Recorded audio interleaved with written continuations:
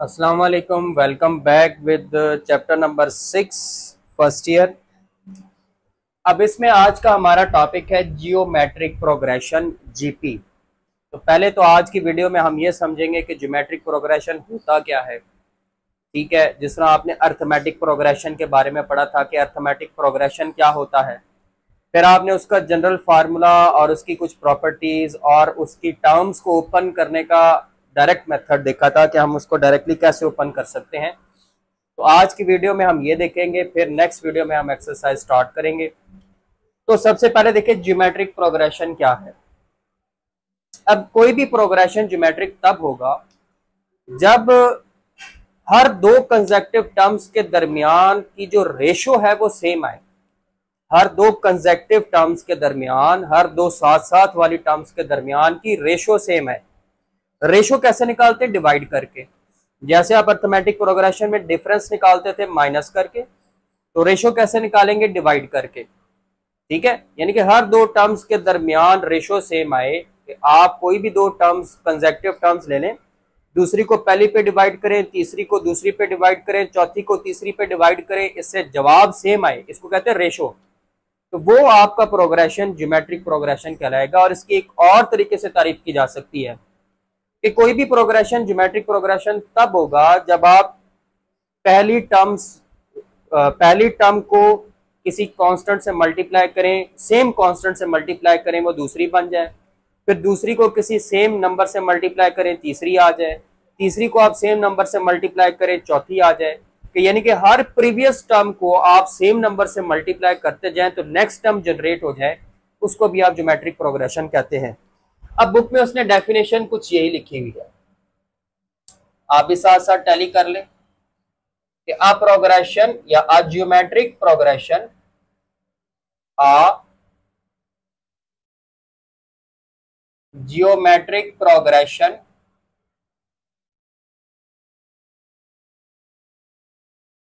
is a sequence, कि एक geometric progression ऐसा सीक्वेंस होगा इन विच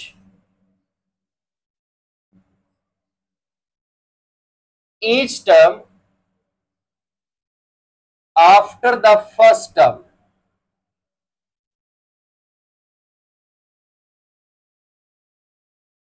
is obtained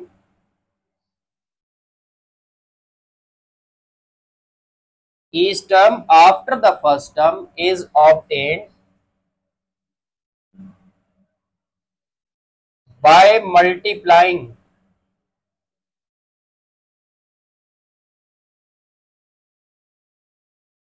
the previous term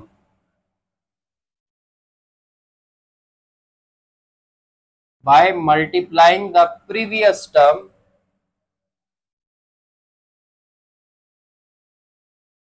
multiplying the previous term with same non-zero number. उस नंबर को हम कहते हैं आर, और आर कहलाता है called common ratio, called common ratio.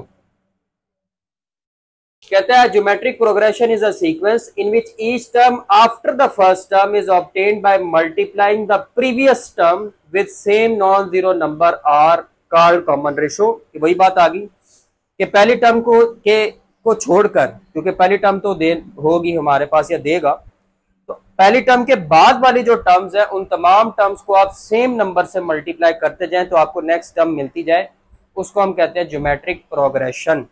मिसाल के तौर पर हमारे पास एक ये प्रोग्रेशन है 2, 4, 8, 16 and up to so on, ये ज्योमेट्रिक प्रोग्रेशन है। आप देखिए 2 को मल्टीप्लाई करें 2 से 4 आ गया, 4 को मल्टीप्लाई करें 2 से 8 आ गया, 8 को मल्टीप्लाई करें 2 से 16 आ गया। तो आप पहली टर्म के बाद तमाम टर्म्स को, प्रीवियस टर्म्स को 2 से मल्टीप्लाई करते जाएं तो आपको नेक्स्ट टर्म्स मिलती जाएंगी। तो ये आपका ज्योमेट्रिक प्रोग्रेशन है। अब क्योंकि आप 2 से मल्टीप्लाई करते जा रहे हैं तो ये जो कॉमन रेशियो है ये कहलाएगी आर जो होगा वो 2 होगा। और ये निकालने का फार्मूला क्या है, यानी कि आप इन दोनों में से आर निकालना चाहते हैं, तो आर का फार्मूला होगा second term divided by first term, second term divided by first term. अब वो बन जाएगा 4 डिवाइडेड बाय 2 दैट इज 2, या चाहे आप इन दोनों में से निकाल लें 8 डिवाइडेड बाय 4 तब भी 2, इन दोनों में से निकाल लें 16 डिवाइडेड बाय 8 तब भी 2। तो ये हो गया आपका कॉमन रेशो का फार्मूला भी आपके पास आ गया। अब बुक में कहता है कि फर्ज करें एक सीक्वेंस है A1 A2 A3 और लास्ट 2 टर्म्स है AN-1 AN, कहता है ये ज्योमेट्रिक प्रोग्रेशन में है। तो अगर आप इनमें से कॉमन रेशो निकालना चाहे, पहली दो में से कॉमन रेशो निकालना चाहे, फार्मूला बनेगा A2 डिवाइडेड बाय A1। आप इन दोनों में से कॉमन रेशो निकालना चाहे बन जाएगा A3 डिवाइडेड बाय A2, और लास्ट 2 में से निकालना चाहे तो second term divided by first term AN divided by AN-1। तो ये कॉमन रेशो का फार्मूला बन जाएगा। अब आते हैं इसका जनरल फार्मूला क्या होता है। तो जो आपकी ज्योमेट्रिक प्रोग्रेशन की nth टर्म का फार्मूला होता है वो होता है AN is equal to A1R power n-1। अब ये याद रखना है आपने, ज्योमेट्रिक प्रोग्रेशन की nth टर्म का जो फार्मूला होता है वो होता है AN is equal to A1R power n-1। अब A1 क्या है, पहली टर्म, R क्या है, रेशो, और n क्या है, नंबर ऑफ टर्म्स। ये आपको यहीं से अंदाजा हो गया, ठीक हो गया। फिर इसके बाद कुछ डायरेक्ट आपको टर्म्स को लिखना आना चाहिए, यानी कि अगर A2 लिखा हुआ हो तो आप डायरेक्टली इसको लिख सकते हैं A1R। अगर A3 लिखा हुआ हो तो आप इसको लिख सकते हैं A1R स्क्वायर। A4 लिखा आ जाए तो आप इसको डायरेक्टली लिख सकते हैं A1R cube and so on. यानी कि R की पावर में एक नंबर कम होगा ये A के साथ जो नंबर है उससे। अगर A 4 है तो R की पावर में 3 है, अगर A के साथ 3 है तो R की पावर में 2 है, अगर A के साथ 2 है तो R की पावर में 1 है। तो ये आपको डायरेक्टली रिजल्ट पता होना चाहिए। अब यहां से आगे इसकी कुछ प्रॉपर्टीज हैं, और आपको पता है प्रॉपर्टीज जो हैं वो आपकी MCQs बन सकती है। तो जरा प्रॉपर्टीज को देख लें। अब पहली प्रॉपर्टी में कहता है कि अगर आप ज्योमेट्रिक प्रोग्रेशन की तमाम टर्म्स को सेम नंबर से मल्टीप्लाई कर दें या सेम नंबर से डिवाइड कर दें तो जो जवाब में सीक्वेंस बनेगा वो भी ज्योमेट्रिक प्रोग्रेशन ही होगा। कहता है if each term of geometric progression is multiplied और divided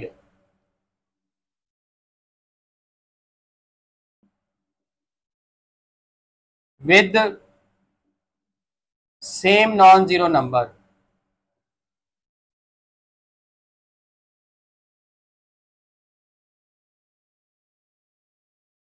then resulting progression is also GP.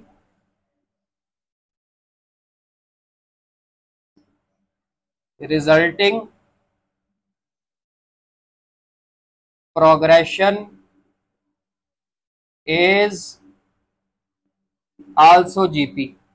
मतलब क्या है, मतलब ये कि अगर आपके पास A1 A2 A3 and up to so on ये ज्योमेट्रिक प्रोग्रेशन है, अगर आप इसकी हर टर्म को किसी नंबर से मल्टीप्लाई कर ले, मिसाल के तौर पर नंबर K है, K की जगह पे कुछ भी हो सकता है, 1 2 3 4 5, 0 नहीं हो सकता, तो KA1 KA2 KA3, तो ये भी ज्योमेट्रिक प्रोग्रेशन बनेगा। और अगर आप डिवाइड कर लें A1 by K A2 by K A3 by K, तो वो भी ज्योमेट्रिक प्रोग्रेशन ही बनेगा। तो ये पहली प्रॉपर्टी कहती है। दूसरी प्रॉपर्टी कहती है कि अगर आप ज्योमेट्रिक प्रोग्रेशन की हर टर्म का रेसिप्रोकल कर दें, ज्योमेट्रिक प्रोग्रेशन की हर टर्म को उल्टा लें, तो वो भी ज्योमेट्रिक प्रोग्रेशन ही बनेगा। Reciprocal of each term of GP also form GP। यानी कि आपके पास फर्ज करें A1 A2 A3 कोई भी टर्म्स हैं वो ज्योमेट्रिक प्रोग्रेशन में है, अगर आप इनका रेसिप्रोकल कर दे 1/A1 1/A2 1/A3 तो वो भी ज्योमेट्रिक प्रोग्रेशन ही होंगे। तो ये आपकी सेकंड प्रॉपर्टी है। उसके बाद आ जाए थर्ड प्रॉपर्टी पे।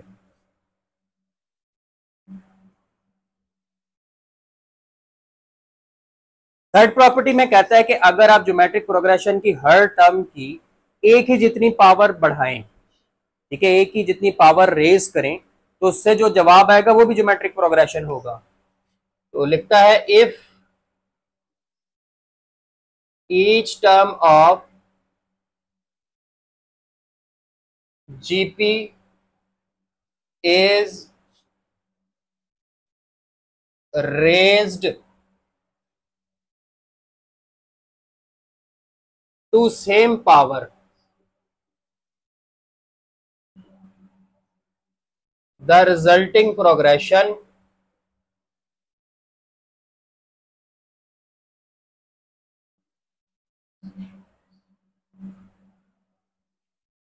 is in GP।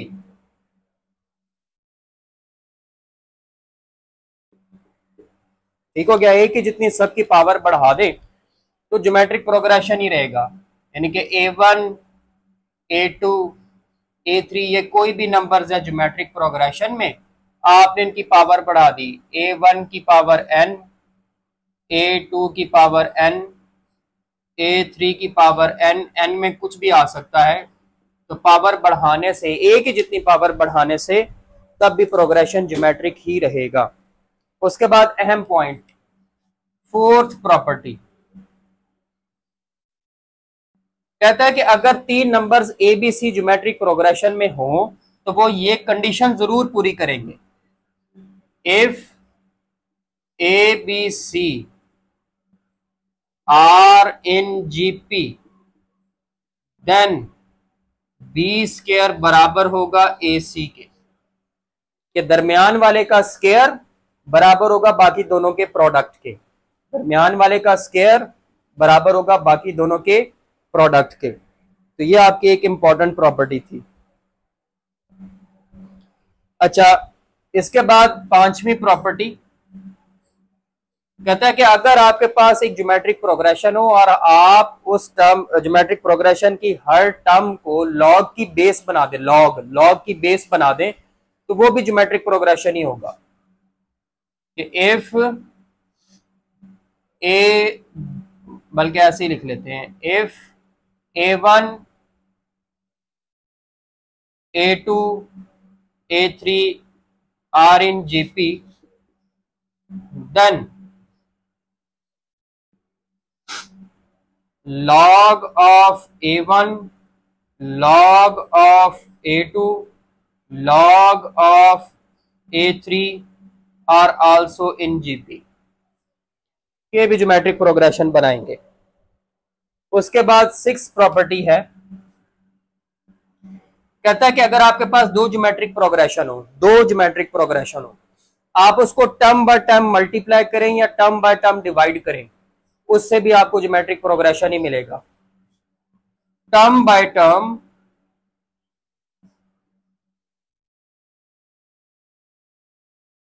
Multiplying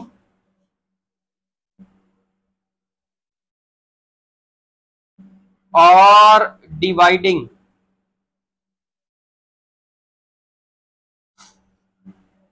to GPs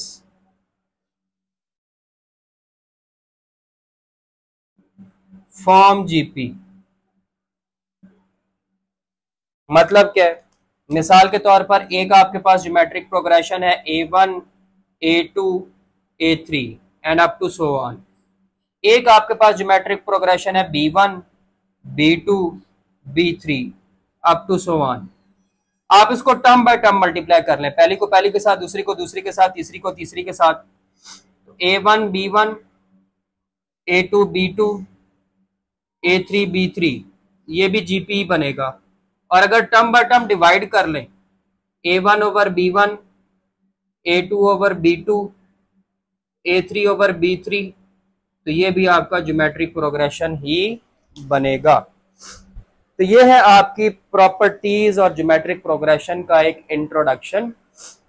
तो इसमें ऑब्जेक्टिव भी कवर हो गया, बेसिक कॉन्सेप्ट भी आ गया। अब इसके बाद आपकी एक्सरसाइज स्टार्ट होगी, वो इंशाल्लाह अगली वीडियो में। तब तक के लिए अल्लाह हाफिज।